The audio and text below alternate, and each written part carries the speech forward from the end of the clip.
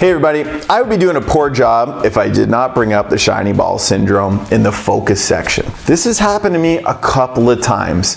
Make sure you continue your efforts on the things that are working and paying you. No more than 2, as we discussed, until you have more money than time. Then you can afford to spread yourself more thin, but only once you have passed your FIA number. You worked hard for that, so you will be damned if you're going to throw it all away. The shiny ball syndrome arises when you start to have success in your business or career. It appears to be more appealing sometimes to jump to something else than it does to really concentrate on what you are already doing. My accountant told me many times, never lose sight of what is generating your income. Remember when I told you about my flipping houses? This was a perfect example of me losing focus of what was actually making me money. It will take an extra effort for you to really push through the ceiling of complexity in your business. This was originally coined by Dan Sullivan.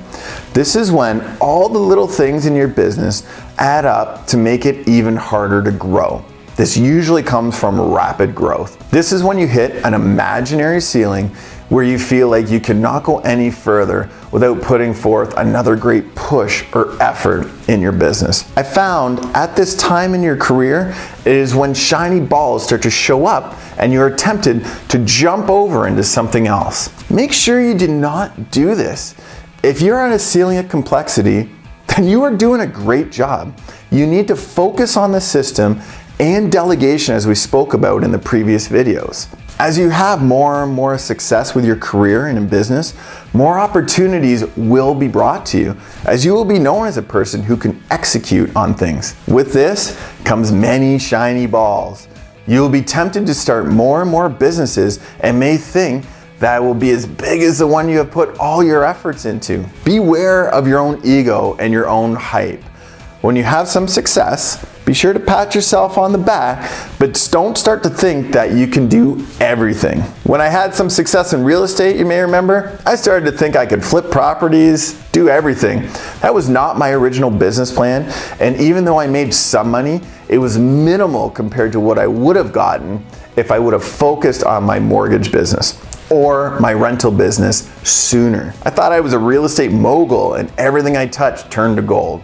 I was wrong. Here's your accountability assignment. What are your shiny balls right now? How many activities do you have on the go right now? You should have no more than 2. Download the shiny ball form from the website and fill out all the money-making activities you are thinking about right now and the ones you are acting on. You should only be acting on 2 of them at any given time. Keep this form handy, as you may want to come back to this to see what was important and what ideas you had for when you do hit your FIA number and have the systems down to a perfect science. Then you'll have the right people on board and you'll be ready to tackle another business. This is the beauty of these accountability assignments. Our Mission 35 learning program will be your financial library for all of your progress and ideas. Not to mention, we will have a little gift for you when you graduate as well, so make sure you keep doing the work. Great work on this. Make sure you have listened to the podcast and you're all set to write the quiz for this lesson. Make this a fabulous day.